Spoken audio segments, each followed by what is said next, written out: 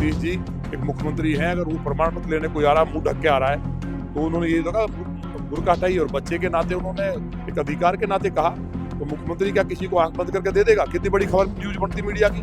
अगर कोई आतंकवादी ले लेता उसको सर्टिफिकेट को, या कोई अपराधी होता है, कौन उसके बुर्के के अंदर छुपा हुआ है? इस वक्त हमारे साथ भाजपा के विधायक नंदकिशोर गुर्जर जिनसे ही बातचीत करूंगी। सर, आज विधानसभा सत्र का पहला दिन है, लेकिन सबसे बड़ी बात है कि नीतीश कुमार का मुद्दा बड़ा अहम हो गया उत्तर प्रदेश में। जिस तरीके से हिजाब को खींचते हैं संजय निषाद, जो कि कैबिनेट में मंत्री हैं, उनका जो बयान आता है कि अगर सिर्फ बुरखा छुआ है, इधर उधर छू देते तो क्या होता, बड़ा विरोध है, पाकिस्तान तक धमकियां आ रही हैं। देखिए, पाकिस्तान की धमकी अलग बात है।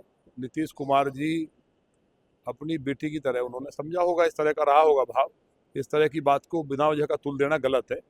और संजय निषाद जी ने कहा है, जो बात उनकी भी मैं समझता हूँ कि वो गलत नहीं है।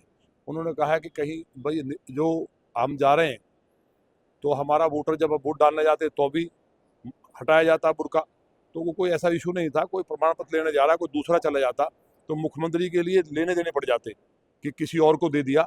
तो अगर उन्होंने देख लिया कि कैंडिडेट वही है कि नहीं है, तो मुझे लगता है, और वो भी एक स्टूडेंट है, और स्टूडेंट जो है ये तालिबान नहीं है भारत।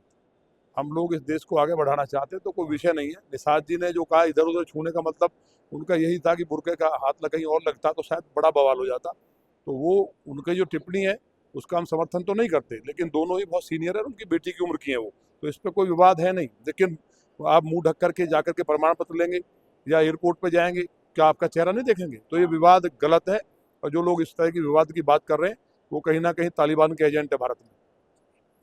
लेकिन विपक्ष जो है वो कह रहा है कि इनको इस्तीफा देना चाहिए, इस्तीफा दिलवाइए, मुख्यमंत्री योगी आदित्यनाथ माफी मांगे, इस तरीके का बयान दिया। नहीं, विपक्ष के पास कोई मुद्दा नहीं है ना जी।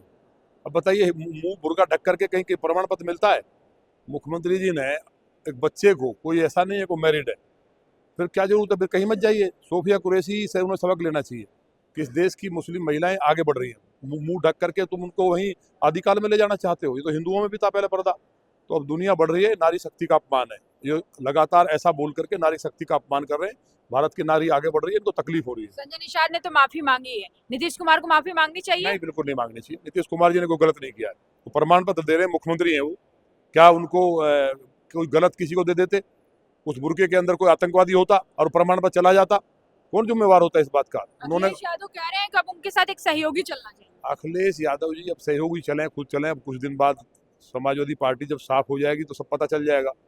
पूरा देश माननीय मोदी जी की नीतियों पर भरोसा करता है। नीतीश जी एक मुख्यमंत्री हैं, अगर वो प्रमाण पत्र लेने कोई आ रहा मुंह ढक के आ रहा है तो उन्होंने ये लगा बुर्का हटाई और बच्चे के नाते उन्होंने एक अधिकार के नाते कहा, तो मुख्यमंत्री क्या किसी को आंख बंद करके दे देगा? कितनी बड़ी खबर न्यूज बनती मीडिया की।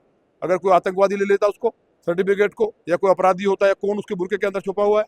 तो अगर आप नौकरी करने जा रहे हैं तो मुंह ढक करके जाएंगे क्या? तो ये सब नहीं चलने वाला। भारत आगे बढ़ रहा है।